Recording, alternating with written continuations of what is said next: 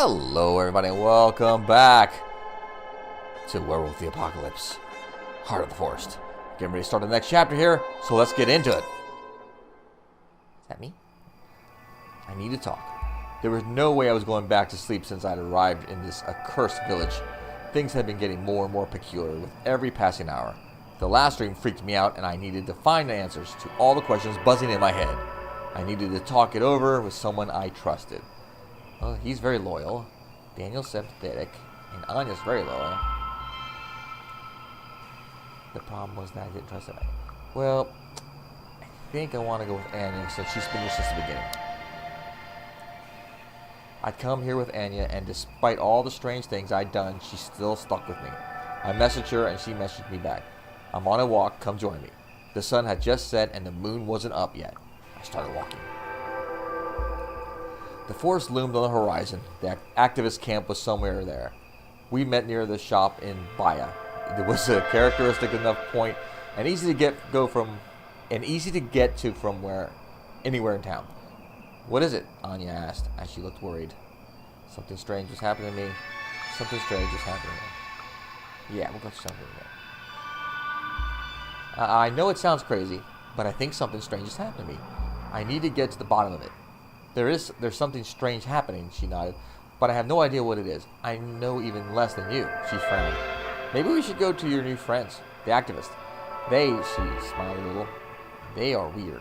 They must know something. It was an option. I mean, they sure know things, but I'm not sure if I trust them. You know what they say, keep your friends close, but your name's closer.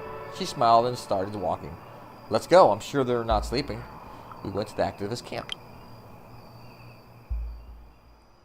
All together now. The camp had a different vibe than the logging site protest. There were more people there. We looked around trying to take it all in. They're all coming and coming.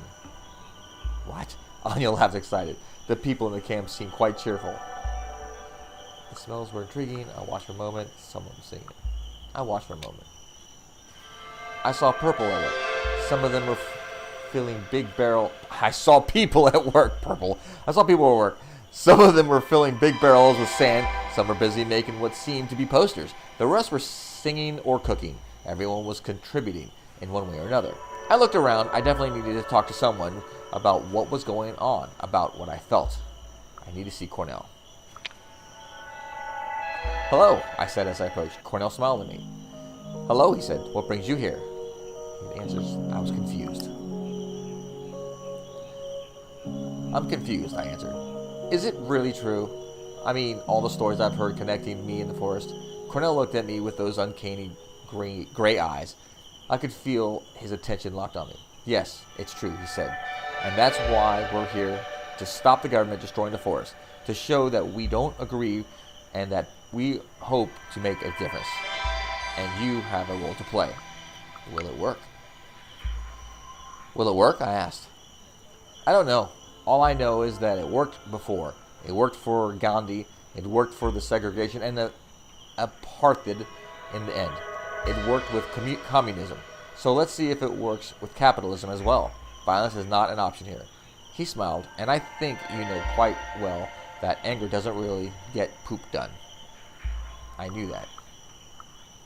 Yeah, I knew that. I smiled back. Somehow being around him made me feel more relaxed. I know you can count on me, I answered. I had a family debt to pay, and I couldn't be just an observer anymore. So we have a little citizen protest going on tonight, Cornell said. But I'll need your support if we want to convince the others. The tipping point. Alright. They all wanted to do something that night. But after a whole day's discussion, they were still divided on what to do. 3 for one option, 3 for another. I saw no reason to back up Olga. Well, that's where we're going then. Got it. Cornell's plan, peaceful protest. A little help from my friends. I voted for the peaceful protest, and soon we were on our way to the National Park headquarters, an education center. We had some banners to install. Anya tagged along. I'm not going to tell her to go home. No way. This is so exciting, Anya whispered. I'd never done anything so illegal. So we were Soon we were there. Progression goal mission. Alright. As we were on our way, I realized that we'd followed the path only because of my vote. I made a difference. The National Park headquarters were located in something called Palace Park. The name was historical. The name, like everything in Poland, was historical. Centuries ago, some king had his hunting dogs lodged there, but now it was a mismatch of old and new buildings scattered around the park. Some were rough and bulky, made of stone and brick, while others were an extravaganza of wooden porches laced with like shutters and meticulously sculpted pillars. There was no one around, but the area was well lit. This was something I looked around. I need to be careful. This wasn't your everyday act of vandalism. This was something bigger, more important, yes, but also more dangerous. Getting arrested in Poland didn't seem like a great way to start my visit. On the contrary. In fact, it could be the end to it. Suddenly, I remember the church located just next to the Palace Park gate. I could feel its dark silhouette looming in the darkness, waiting. We were ready. They'd spent a whole day painting the sign on a length of material sewn together from what looked like old sheets that were various shades of grayish white. The dark green letters declared, "Wood is the enemy of the forest." It is? Where do we hang it? I asked Daniel, who'd come equipped with climbing gear. I share my recommendations. Never mind, as long as we acted fast.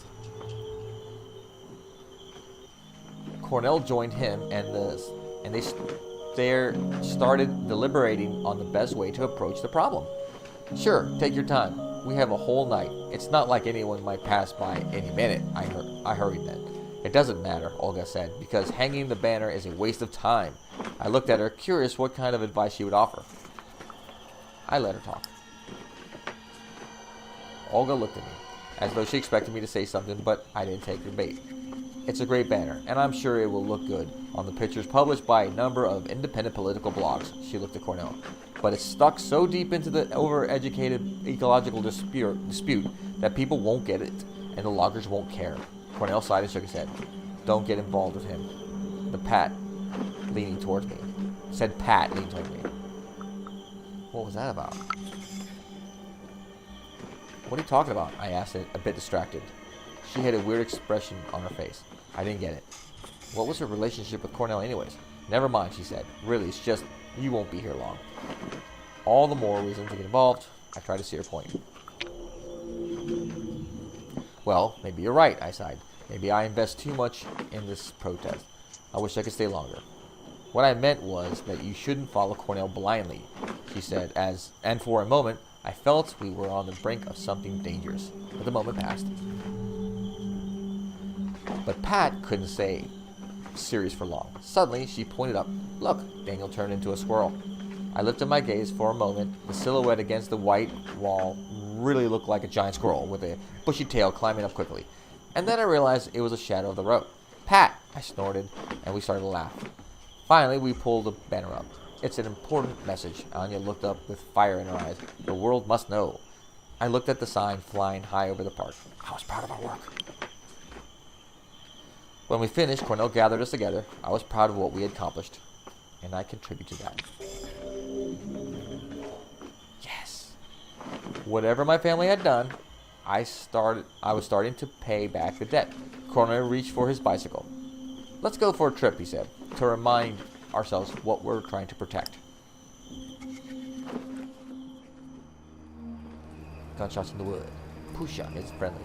The woods were full of stars. We cycled in silence, enjoyed the company of the forest as it enjoyed ours. After some time, the place of power opened up before us. The boulders looked relaxed. A sort of breeze rustled in, the trees welcoming us. I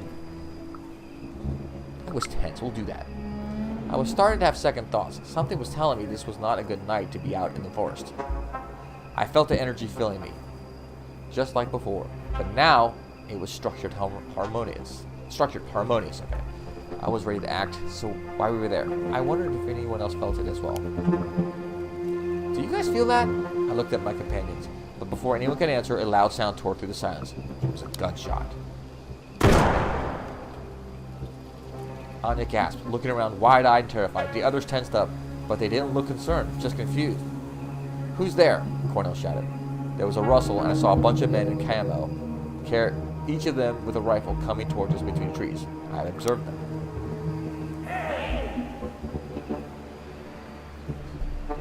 I watched their angry steps and listened to their murmured curses. Suddenly I noticed Bartek was with them. He winced when he saw me.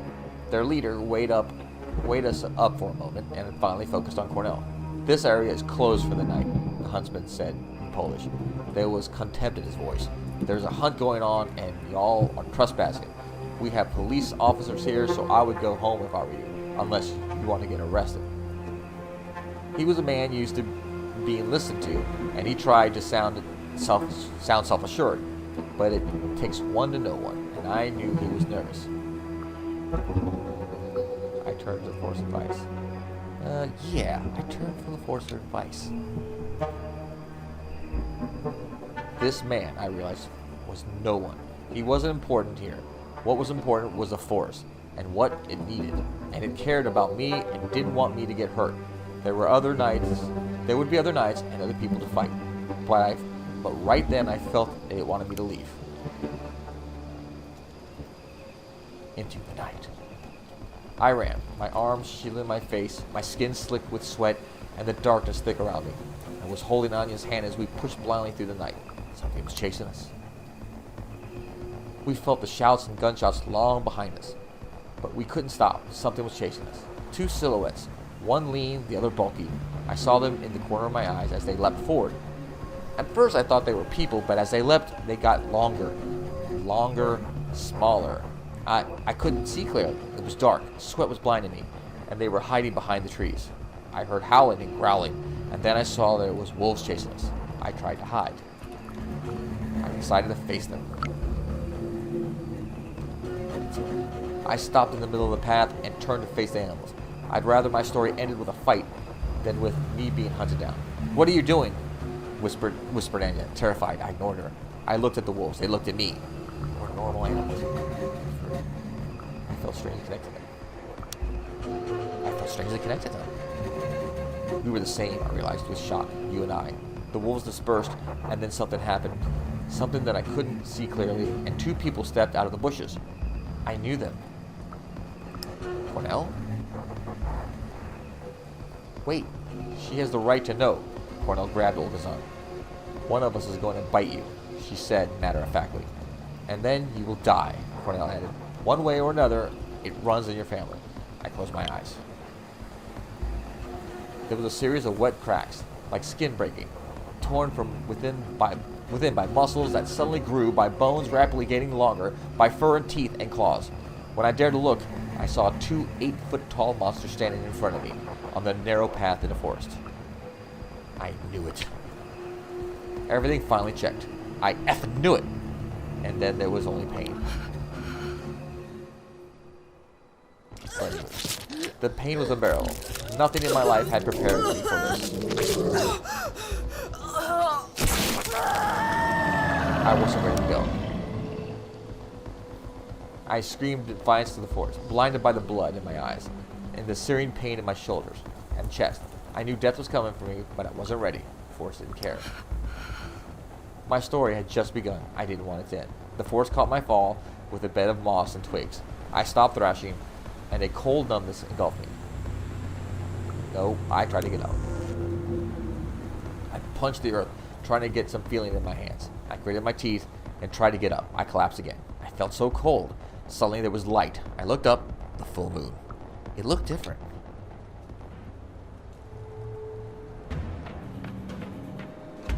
The moon was a goddess, and she noticed me. "Get up," she said. I got up. I get up. I feel good. I know I shouldn't, but I don't remember why. I don't care. I stretch. My muscles are sore and cramped, so I stretch like I've never stretched before. My arms are longer. My legs are stronger. My heart is pumping, and I feel like I've spent my whole life packed into a box, and I've finally been set free. My mind is clear. My mind is clearer than it's ever been before. I see the world in sharp contrast of black and white, movement and stillness. I smell prey. I hear language in the hooting of owls, the whispering of the wind, and the snarling of wolves. I am what I was born to be. I breathe. I take a breath and feel my ribs and muscle move. The forest smells of blood and fear and excitement. I'm happy. I laugh happily with others' laughter, and others' laughter join me. We laugh and sing into the moon. Something stings me. I look around. There's a small, malformed creature pointing sticks at me. The stick blazes with fire, and there's nothing. Another sting. The creature's no threat to me, but its presence is annoying. It smells almost sends me reeling, and I don't like being pricked.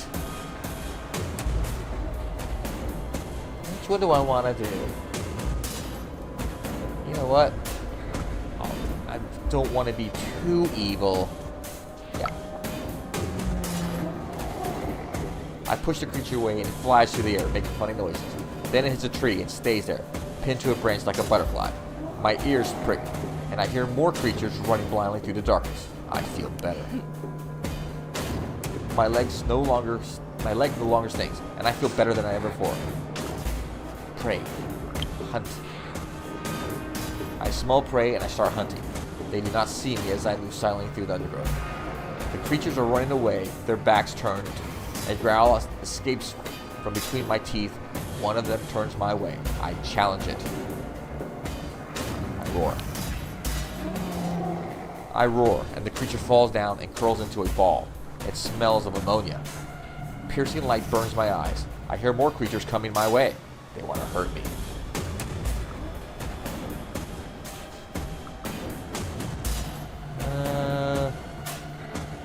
Don't want to gain more range, so I run away. I'm too smart for such an ambush. I claw my way through the nearest creature and disappear among the trees. Their frustrated shouts make me laugh. A new smell. I flare my nostrils and there's a new smell. Something is coming. The creatures? No, something else. I see them moving among the trees. Suddenly I'm surrounded by them. I think I know them. They seem familiar. It's like I've met them in the past, but they were hidden. They close in on me. What do they want? I wait. I relax and wait for them. Unflinching, they approach me and sniff the air. Their smells are overwhelmingly familiar. Once the people had sounds attached to them, but now I realize the sounds were not their true names. Run with us, they say. I howl with joy. We howl with joy, and everything that hears us trembles with fear. Then we run through the forest and through the night. I get lost in the moment and pay no attention to the others. I am alone in the heart of the forest. I look up and see no moon, only clouds and tangled branches. Something changes. Something changed, and I realized how tired I was. I stumbled. Darkness. Nothing. The night was full of stars. I opened my eyes. Confused, I opened my eyes. The forest around me was thick and dark. The tree trunks, wrapped tightly in dark-leaved ivy, were covered with ripples of lichen where the vines hadn't taken hold. The thorny, leafless bushes at the base were overrun with nettles. The fungi radiated with ghoulish, sickly green light. Dark, sponge-like mushrooms clung to the fallen. I tried to breathe. I took a deep breath and winced. There was a foul smell in the air. Suddenly I realized it wasn't the forest that smelled so foul, it was me. I looked down and saw my hands covered in a dark substance. I was naked. A sticky, glistening film of liquid was coming to my skin. I could feel it on my face, in my hair, blood. Someone had drawn strange symbols on my skin in this drying blood. Was it me? I knew what was coming. I remembered my dream and slowly lifted my eyes. There was a severed head right in front of me. Oh, look at that, it's gross. I felt sick. The face was contorted, the eyes bulging, the mouth open, the tongue stuck out. It was obscene. I doubled over, retching. I recognized that face. Oh no! Oh God, I recognized that face. It was Anya, her braids covered in dried blood. The head watched me with open reproach.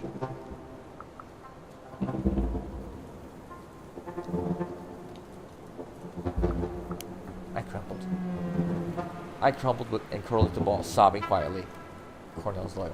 The bushes rustled for a moment later, and a moment later I saw Cornell coming out from between the trees. He looked at me, at the head, at my face. He came closer and squatted beside me. This is what we were trying to tell you, his gray eyes said and smiled. See, you're a werewolf. I looked at him and blinked. Everything faded to black.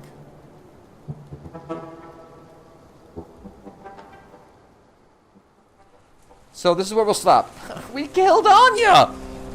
You know, I had a feeling when I said to bring her along with me. I just, for a little bit of a tingling in my ear, I'm like, yeah, why not? I didn't think we were going to do this. Oh, that sucks. Poor Anya. But that's part of the story, and that's the way it goes. So thank you guys for watching and listening. I do appreciate it. I hope you like what you saw. Leave a like, follow, subscribe. Help me out in any way, shape, or form. I would appreciate it. I really love doing this. This is a lot of fun, actually. And this is a pretty neat story we're reading. Poor Anya. All right, guys. Thank you very much. I do appreciate it. And I will see you again on another episode of Werewolf the Apocalypse, Heart of the Forest. Bye-bye, and goodbye, Anya. R.I.P.